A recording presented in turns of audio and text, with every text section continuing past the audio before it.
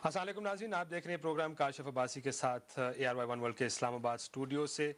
Supreme court के full court का एक तारीखी लैंडमार्क फैसला जिसमें chief justice of Pakistan Iftikhar Mohammad Chaudhry साहब के खिलाफ भेजे गए रेफरेंस को कलअदम करार देकर उन्हें दोबारा बहाल कर दिया गया। उन्होंने अपनी जिम्मेदारियां भी संभाल ली हैं। Supreme court is back in session. वो अपनी जिम्मेदारियां सरअंजाम भी दे रहे हैं।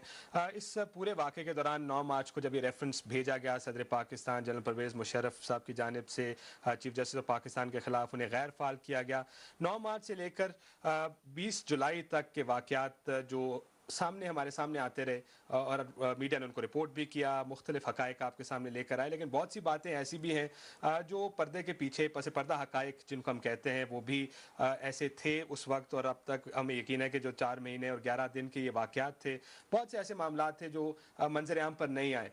आज के प्रोग्राम में हम कोशिश करेंगे ये जानने की कि कौन से ऐसे मामलात थे, वकला जो चीफ जस्टिस साहब को रिप्रेजेंट कर रहे थे पहले सुप्रीम जुडिशल काउंसिल में और फिर इस फुल कोर्ट में, कैसे उन्होंने मुख्तलिफ वाक़यात को देखा, मुख्तलिफ अहम फैसले जो किए गए, क्या सोच कर किए गए, क्या उनके पीछे कार फरमा थी, वो तमाम बातें जिनकी मुहर्रिकात जिनको बेस बना कर ये फैसले किए गए, इन तमाम मामलात पर बात करेंगे अपने आज के प्रोग्राम में। हमारे साथ हैं जस्टिस रिटायर्ड तारिक महमूद साहब, साबिक सदर सुप्रीम कोर्ट बार एसोसिएशन और वकील थे chief justice of Pakistan Iftikhar Mohammad Chaudhry साहब के।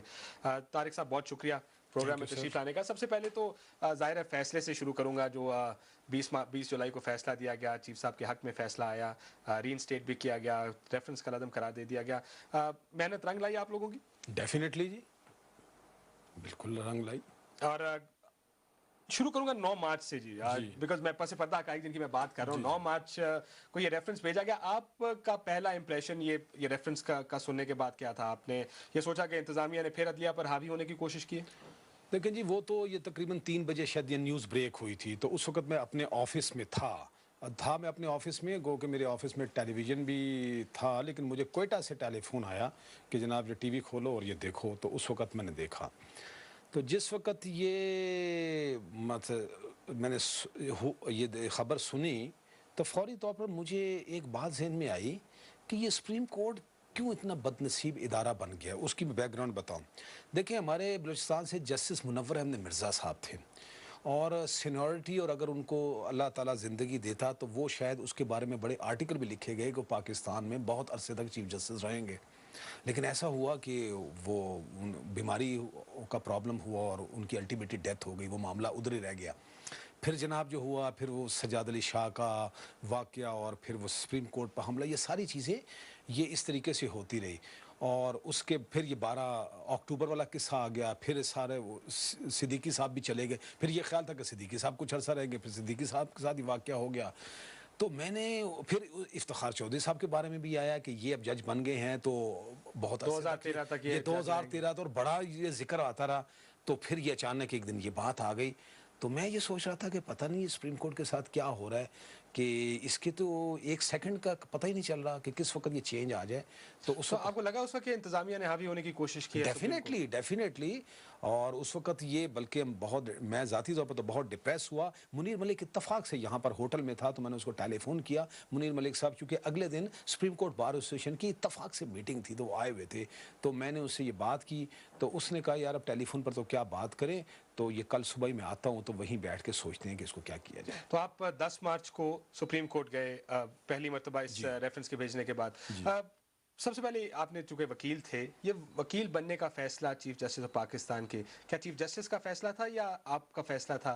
क्या ये चीफ जस्टिस का फैसला? असल में हुआ ये कि ये वाकया 10 तारीख का नहीं है, उनकी पहली पेशी हुई थी 13 मार्च को। 13 मार्च के लिए मतलब मैं और मुनीर मलिक वहाँ पर इकट्ठे हुए। तो उस वक्त हमें तो अच्छा, उससे पहले जो है ना, अगर चीफ जस्टिस साहब से देखा जाए तो ताल्लुक नहीं था, मतलब कोई राब्ता नहीं। तो ताल्लुकात खराब थे वैसे चीफ जस्टिस साहब से अगर नहीं देखा जाए तो? नहीं, खराब इस सेंस में नहीं थे, लेकिन बहरहाल जो लोग मिसाली और इतने अच्छे ताल्लुकात नहीं थे मुनीर मलिक साहब के आपके। नहीं, डेफिनेटली नहीं थे वो। और जिन लोगों के ताल्लुकात बहुत अच्छे थे उन्होंने तो ताल्लुकात उस दिन बिगाड़े जो कि दुश्मन कैंप में जाके बैठ गए। ये तो हमारा एजाज है कि अगर हम उस लिस्ट में था तो जब उन पर बुरा वक्त आया तो हम खुद जाके खड़े, بلکہ میں آپ کو بتاؤں میں نے کوئٹہ سے ان کا باقی فون تو کٹ آف تھے لیکن کوئٹہ سے میں نے ان کے ایک بیٹے کا نمبر لیا ان کے کسی عزیز سے. تو میرا خیال میں نے 10 تاریخ کو ان کے بیٹے کو 10 ہوگی میرا خیال 10 ہی تاریخ تھی ان کے بیٹے کو ٹیلی فون کیا اور میں نے کہا بیٹا پاپا کو اپنے کہنا پریشان نہ ہونا اللہ خیر کرے. وہ رابطہ ہوا. اچھا پھر 13 تاریخ کو میں بات بتاؤں 13 تاریخ کو جب آگے وہاں پر تو منیر نے کہا یار کیا کیا جائے. اچھا ہمیں پتہ نہیں تھا کہ ابھی ہونے والا کیا ہے ٹھیک ہے نا جی. تو سپریم کورٹ بار ایسوسی ایشن کی طرف سے ایک درخواست لکھی گئی کہ ہم کو اس ریفرنس میں جو ہے نا فریق بنایا جائے یا کم سے کم ہم کو وہاں پر شریک ہونے کا موقع دیا جائے. یہ درخواست ڈرافٹ ہو گئی. تو منیر ملک صاحب صدر تھے تو میں نے اور ان کے بیٹھ کے ہم ایک درخواست تیار کی کہ ہمیں اس میں فریق بنایا جائے. اب سوال یہ ہے کہ اس میں وکالت کون کرے گا. تو جو سب سے اہم فیصلہ تھا کہ میں اگلا سوال یہ پوچھنا چاہ رہا تھا اعتزاز احسن کو بیچ میں لانے کا فیصلہ کب